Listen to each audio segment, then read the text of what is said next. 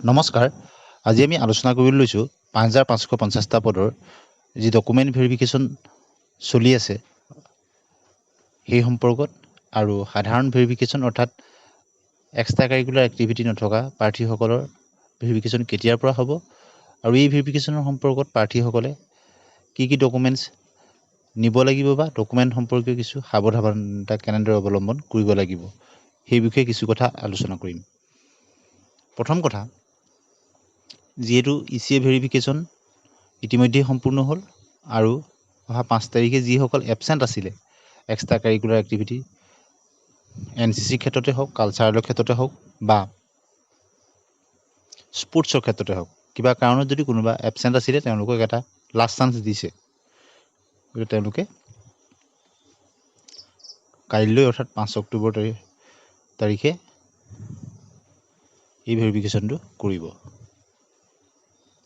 ইয়াৰ পিছতে যিটো CTET-ৰ ভেৰিফিকেশ্যন চলি আছে পিটিশ্যনাৰসকলৰ 8 তাৰিখলৈকে চলিব আৰু তাৰপিছতেই পূজা বন্ধ আহিব। গতিকে পূজা বন্ধৰ পিছতে পুনৰ যিসকল নন ECA প্ৰাৰ্থী তেওঁলোকৰ কাৰণে নটিফিকেশ্যন ওলোৱাৰ পূৰ্ণ সম্ভাৱনা আছে।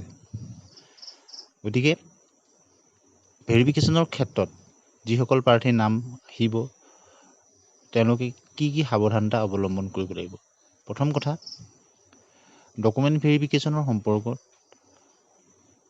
যি নটিফিকেশ্যন ওলাব, নটিফিকেশ্যনত কি ডকুমেণ্টছ নিব লাগিব স্পষ্টভাৱে উল্লেখ থাকিব। আমি জানিব পৰা মতে এক্সট্ৰা কাৰিকুলাৰ এক্টিভিটিত বিশেষতঃ এক্সট্ৰা কাৰিকুলাৰ যিখন চাৰ্টিফিকেট তেওঁ প্ৰডিউচ কৰিছিলে সেইখন ভালদৰে চাইছে। কিন্তু জেনেৰেল ভেৰিফিকেশ্যনৰ ক্ষেত্ৰত তেনে নহয়।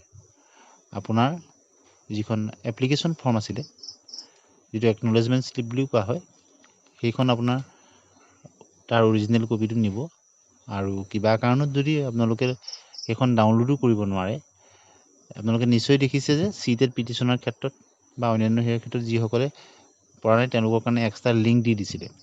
গতিকে জেনেৰেল ভেৰিফিকেশ্যনৰ ক্ষেত্ৰতো দিব, ইমান চিন্তা কৰিবলগীয়া নাথাকে আৰু যিটো ৰেজিষ্টাৰ্ড মোবাইল নাম্বাৰৰ পৰা তেওঁলোকে ডাউনলোড কৰি ল'ব পাৰে, কিন্তু সেইখন লাগিবই।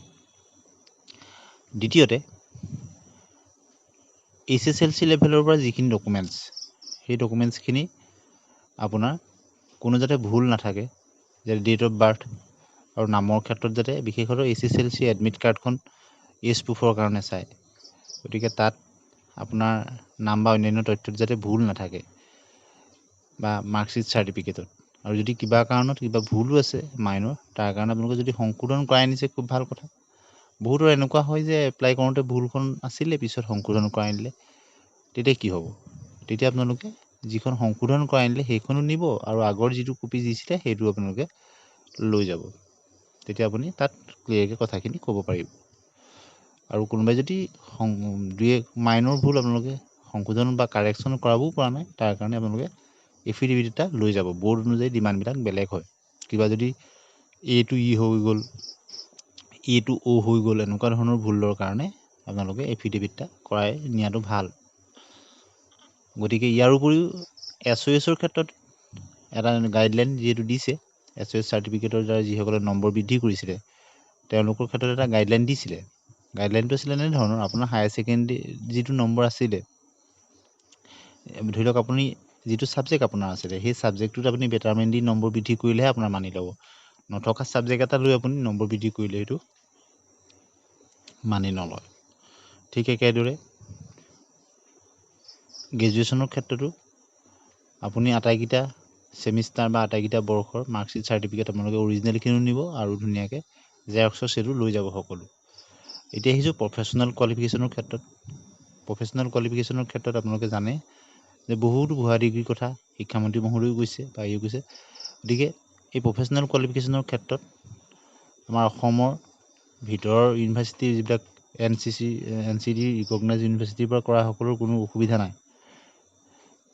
বাহিৰৰ পৰাও যদি কৰিছে NCD ৰিকগনাইজ অনুষ্ঠানৰ হ'লে কোনো অসুবিধা নহয়। কিয়নো বেক অফিচ ভেৰিফিকেশ্যনবিলাক কৰা হয়। বেক অফিচ ভেৰিফিকেশ্যনবিলাক কৰোঁতে আজিকালি এটা বিভিন্ন ধৰণৰ এপছৰ যোগেদি কৰে। গতিকে বেক অফিচ ভেৰিফিকেশ্যন সম্পূৰ্ণ হোৱাৰ পিছত পুনৰ তেওঁলোকে কিবা যদি কৰি থাকে তেতিয়া আপোনালোকক নিশ্চয় মাতিব। যোৱাবাৰ এনেধৰণৰ হৈছিলে, কাৰোবাৰ ফোনো আহিছিলে। গতিকে সেইবিলাকত চিন্তা কৰিবলগীয়া কথা নাথাকে। আজিকালি উন্নত প্ৰযুক্তিৰ ব্যৱহাৰ হৈছে, গতিকে উন্নত প্ৰযুক্তিৰ সহায়ত ডকুমেণ্টবিলাকৰ বেক অফিচ ভেৰিফিকেশ্যন কৰে। এইখিনিতে আহিছোঁ আমি CTET-ৰ ক্ষেত্ৰত। CTET-ৰ ক্ষেত্ৰত যিসকল প্ৰাৰ্থীয়ে তেওঁলোকে CTET-ৰ মাৰ্কশ্বিট চাৰ্টিফিকেট দি তেওঁলোকে আবেদন কৰিছে, তেওঁলোকে নিশ্চয় ডিজিলকাৰ এপ ডাউনলোড কৰিছে আৰু তাত তেওঁলোকে যিখন মাৰ্কশ্বিট চাৰ্টিফিকেট দিছে সেইখন নিশ্চয় তাত ডিজিলকাৰত আপোনালোকে এড কৰি থ'ব। ডিজিলকাৰ এপটো আপোনালোকে ডাউনলোড কৰি তাত এড কৰি থ'ব। যিহেতু CTET-ৰ মাৰ্কশ্বিট চাৰ্টিফিকেট তেওঁলোকে ডিজিলকাৰ এপৰ যোগেদি ভেৰিফাই কৰে। গতিকে ডকুমেণ্ট সম্পৰ্কত এইখিনি সাৱধানতা ল'ব লাগিব। আৰু ইয়াৰ উপৰিও এক্সট্ৰা কাৰিকুলাৰ এক্টিভিটিৰ ক্ষেত্ৰত যি এডভাৰটাইজমেণ্টত যিটো গাইডলাইন উল্লেখ আছে সেই বা নৰ্মছ উল্লেখ আছে সেই অনুযায়ীহে নম্বৰটো পাব। ধৰি লওক স্পৰ্টছৰ ক্ষেত্ৰত অসমক নেশ্যনেল লেভেলত ৰিপ্ৰেজেণ্ট কৰা হ'ব লাগিব। ঠিক একেদৰে কালচাৰেলৰ ক্ষেত্ৰতো নেশ্যনেল লেভেলত ৰিপ্ৰেজেণ্ট কৰা হ'ব লাগিব অসমক। ঠিক একেদৰে NCC-ৰ ক্ষেত্ৰতো B আৰু C চাৰ্টিফিকেট থাকিব লাগিব। আৰু NCC-ৰ ক্ষেত্ৰতো তেওঁলোকে কিবা অসুবিধা হ'লে তেওঁলোকে বেক অফিচ ভেৰিফিকেশ্যন কৰি চাব, হেড অফিচলৈ চাৰ্টিফিকেটখন পঠিয়াই চাব। অন্যান্যবিলাকো অসম চৰকাৰৰ পৰা কোনোবা ৰিপ্ৰেজেণ্টেটিভ কৰিলে নেশ্যনেলত তেওঁলোকৰ ৰেকৰ্ড থাকিব, তাত আছেনে নাই সেইখিনি সকলোখিনি ডকুমেণ্ট ভেৰিফাই কৰি চাব। গতিকে তাৰ কাৰণে অসম চৰকাৰে 3জনীয়া এখন কমিটিও গঠন কৰি দিছিলে আৰু সেই মতেই ভেৰিফিকেশ্যনবিলাক হৈছে।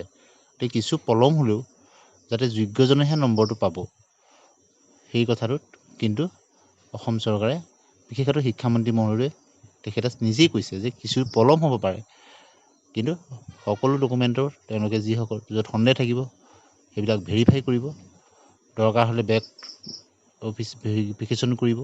সেই কথা কিছুদিনৰ আগতে শিক্ষামন্ত্ৰী মহোদয়ে কৈছে। আৰু DWৰ সন্মানীয় ডাইৰেক্টৰ মহোদয়েও আপোনালোকক এই সম্পৰ্কত জনাইছে যে 3জনীয়া কমিটিয়ে এই গোটেই ভেৰিফিকেশ্যনটোত তেওঁলোকে 3জনীয়া কমিটি গঠন কৰি দিছে আৰু সেনেদৰে ভেৰিফিকেশ্যনবিলাক হৈছে। গতিকে আজি বিশেষতঃ ভেৰিফিকেশ্যন সম্পৰ্কত এইখিনি কথা আপোনালোকলৈ আগবঢ়াই দিলোঁ। আপোনালোকে আপোনালোকৰ মতামত কমেণ্ট ছেকশ্যনত জনাব। আৰু বিশেষতঃ CTET-ৰ ক্ষেত্ৰত L1 আৰু L2ৰ যিটো প্ৰসংগ সেইটো বহুতেই সুধি থাকে। এডভাৰটাইজমেণ্টত এটা কথা উল্লেখ আছে যে আপোনাৰ L1 বা L2 যিকোনো এটাত আপুনি যিটো মিডিয়ামত আবেদন কৰে সেইটো থাকিব লাগিব। L2ৰ ক্ষেত্ৰত কোনো বাধ্যবাধকতা নাই, সেই কথাটো উল্লেখ নাই। L2টো কি হ'ব লাগিব সেইটো উল্লেখ নাই। কিন্তু আপুনি যদি আছামিজ মিডিয়ামত আবেদন কৰিছে আপোনাৰ আছামিজটো L1 বা L2ৰ যিকোনো এটাত থাকিব লাগিব বুলি বিজ্ঞাপনত LBUPত উল্লেখ আছে, অসম চৰকাৰৰ যি 5550 মতে। গতিকে L2টো কি থাকিব লাগিব বুলি কোনো বাধ্যবাধকতা নাই। তথাপিতো আপুনি আছামিজ মিডিয়ামত আবেদন কৰিলে আপোনাৰ SSLC লেভেলত আপোনাৰ আছামিজ আছিলে নে নাই সেইটো নিশ্চয় চাব। আৰু কাৰোবাৰ যদি তেনেকুৱা নাথাকেও তেওঁলোকে অসম সাহিত্য সভাৰ পৰা এটা কোৰ্চ কৰিব পাৰি, তেওঁলোকে সেইখিনি কৰিও তেনেদৰেও আগত প্ৰডিউচ কৰিছে বা তেওঁলোকে তেনেদৰে চাকৰিও পাইছে। গতিকে এইখিনি কথা ভেৰিফিকেশ্যন সম্পৰ্কত বহুত কমেণ্ট আমি পাওঁ বিভিন্ন ধৰণৰ হেৰিয়াত লৈ।